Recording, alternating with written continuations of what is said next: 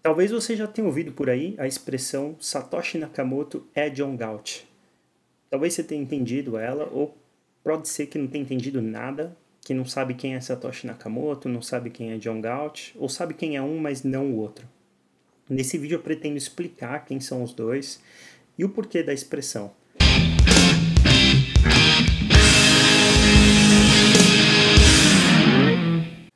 John Galt foi um personagem de uma novela que é um dos grandes clássicos da literatura americana, que se chama Atlas Shrugged, ou A Revolta de Atlas, na tradução para o português, e que foi escrito por Ayn Rand na década de 50. A história basicamente conta um conflito entre produtores de riqueza, empreendedores, industrialistas, contra o governo ou pessoas que eram adeptas de uma filosofia extremamente altruísta, altruísta ao ponto da autodestruição, né? E que acreditavam que aqueles que produzem têm a obrigação moral de ceder parte de sua riqueza para os que não produzem. Bom, durante a história, a personagem principal chama Dagny Taggart e ela é uma dessas produtoras que tem essa mentalidade visando o lucro e visando o bem pessoal dela. Então ela representa ali meio que uma filosofia do egoísmo, mas mostra como esse egoísmo ajuda a construir riquezas para toda a sociedade. E basicamente mostra os enfrentamentos dela com essa classe parasitária que tenta taxar e sempre está retirando lucro e posses da parte produtora da sociedade. Durante o começo da história, existe uma expressão que muitas das pessoas ali, das pessoas mais comuns, as pessoas mais pobres, os trabalhadores utilizam, que é Who is John Galt? Quem é John Galt? Que eles falam meio de uma maneira como, sei lá, tipo, não sei explicar isso. Quem é John Galt? Entendeu? Tipo, isso aconteceu, mas quem é John Galt? Não dá para saber. E, bom, acontece que aos poucos Dagny descobre numa fábrica abandonada que uma pessoa tinha inventado um motor que era movido a eletricidade estática atmosférica. Então era basicamente um motor que tinha energia infinita. E simplesmente essa pessoa que criou isso abandonou para trás a invenção e vira uma obsessão ali da Dagny encontrar aquele inventor porque ela sabia que aquilo revolucionaria a história da humanidade. Bom, ela tenta encontrar essa pessoa e não consegue, mas em um certo momento da história, uma pessoa misteriosa começa a desaparecer com os empreendedores. Então, basicamente, essa pessoa contacta empreendedores, industrialistas, pessoas importantes ali, produtoras de riqueza na sociedade, e depois que essa pessoa contata eles, eles desaparecem e não são mais vistos.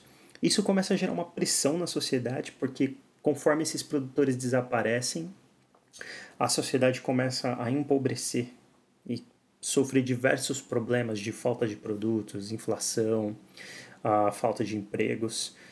E mesmo assim, a solução que os brilhantes no governo ou a elite que acreditava nessas filosofias irracionais e altruístas acham a solução taxando ainda mais os empreendedores que vão ficando para trás e que ainda não desapareceram. Acaba que quase todos desaparecem e no momento da história a gente descobre que essa pessoa misteriosa na verdade era aquele John Galt da expressão que é utilizada no livro durante a história toda. Bom, John Galt constrói um vale chamado Vale de Galt, onde ele reúne todos os grandes empreendedores, todas as pessoas geniais, geradoras de riqueza para a sociedade e basicamente fala, mano, vamos esquecer de tudo isso, deixa esse mundo todo para trás, vamos viver aqui no Vale de Galt, produzir e gerar uma economia verdadeiramente livre, sem governo, sem intervenção, e a sociedade que se exploda. Deixa eles pagar o preço e assim que tudo colapsar e que eles estiverem desesperados e não souberem mais a solução para os problemas, a gente pode retornar e salvar a civilização. Bom, essa é uma história breve sobre o John Galt. Esse livro da Ayn Rand é incrível, eu li recentemente, é uma obra grande, tem 3 livros, mas é uma leitura que eu recomendo para qualquer pessoa aí que quer entender mais sobre a liberdade, sobre essa ideia de governo versus produção na sociedade. Bom, agora vamos para o Satoshi Nakamoto. Satoshi Nakamoto, para aqueles que não sabem, é o criador do Bitcoin, que é um criador que se mantém anônimo até hoje. Basicamente, ele apareceu por um período curto, que foi quando ele lançou o código do Bitcoin, o software do Bitcoin, e ele entrou em contato com alguns grupos de cypherpunks, que eram grupos aí que participavam de fóruns na internet, todos valorizam a anonimidade e ficavam anônimos na internet, se comunicando com pseudônimos através desses fóruns ou chats privados. E todos eles defendiam o uso de criptografia para se proteger do Estado e se manter anônimo. Satoshi Nakamoto então aparece, também anônimo, utilizando esse nickname, esse pseudônimo, e apresenta o Bitcoin. Fica por 2 anos ali com esse pessoal, ensinando como funcionava o Bitcoin. E depois que ele sente que o Bitcoin já estava estável, que ali já tinham pessoas suficientes que entendiam Bitcoin, já tinham ocorrido as primeiras transações com Bitcoin. Inclusive, a primeira foi a compra de uma pizza, que hoje é conhecido como Pizza Day, e é comemorado todo ano.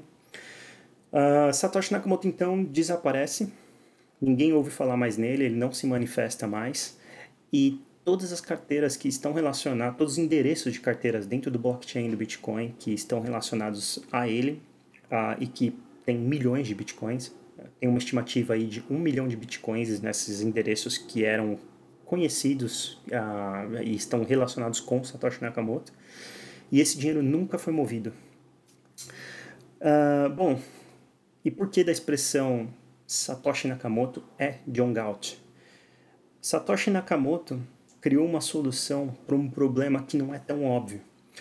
Hoje em dia existem 3 maneiras do governo expropriar a riqueza dos produtores, das pessoas que produzem valor para a sociedade. Uma delas é através da taxação, da cobrança de impostos. A outra é através de venda de títulos, então basicamente você compra a dívida do governo esperando receber juros por aquela compra no futuro. E existe um terceiro jeito, uma terceira maneira que não é tão óbvia e é a mais perniciosa de todas e que mais gera consequências para toda a sociedade, principalmente para os mais pobres. E é a expansão da base monetária. Então, o governo tem o poder de multiplicar o dinheiro, seja pelo sistema bancário que a gente tem hoje de reserva fracionárias, ou simplesmente imprimindo novas notas, cunhando novas moedas e diluindo elas no mercado. Toda vez que o governo faz isso, aumenta a base monetária. E para quem tiver curiosidade de qual é o nível que o governo faz isso anualmente, é só checar os gráficos de a base monetária. Acho que no TradingView eles chamam M1, M2, M3 e acho que M4 também. Não vou entrar em detalhes de como eles funcionam, mas esse é o lugar, caso vocês queiram entender como funciona esse crescimento da oferta de moeda no mercado. E, bom, toda vez que o governo faz isso, injeta mais moeda no mercado, todos os poupadores, as pessoas que poupam naquelas moedas, que de repente produziram, empreenderam, venderam serviços e juntaram dinheiro, economias, porque eles têm uma preferência temporal mais baixa e queriam gastar o dinheiro no futuro com outras coisas, talvez até empreender e criar, eles são prejudicados. Acho que o melhor exemplo que ilustra isso foi um que eu vi num documentário que mostra um prato com água e uma esponja dentro.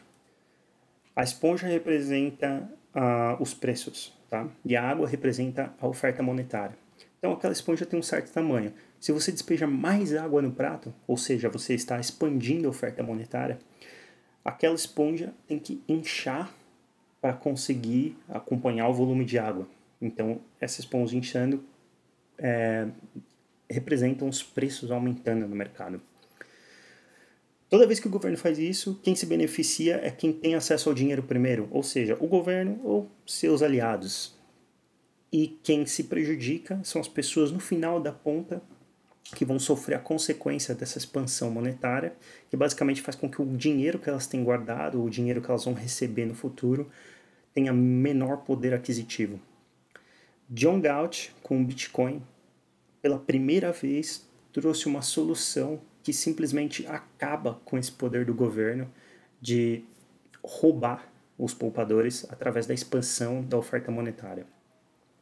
Hoje, quem opta pelo Bitcoin e não poupa mais em real, em dólar ou em nenhuma moeda fiduciária, poupa em Bitcoin, simplesmente está dizendo um grande foda-se para o governo, porque toda vez que essa expansão da oferta monetária acontecer, quem tem Bitcoin está imune, porque o Bitcoin existem 21 milhões de unidades para serem mineradas e nunca a oferta do Bitcoin vai poder ser maior do que isso.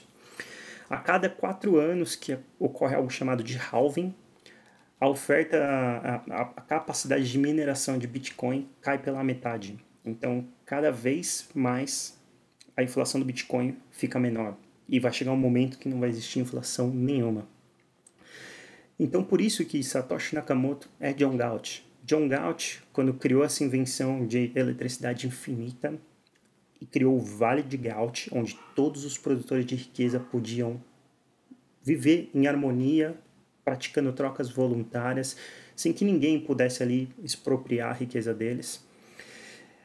Satoshi Nakamoto fez o mesmo, mas criando uma moeda digital que é 100% anônima, não pode ser censurada, não pode ser expropriada e não pode ser expandida por qualquer desmando aí de algum governo autoritário.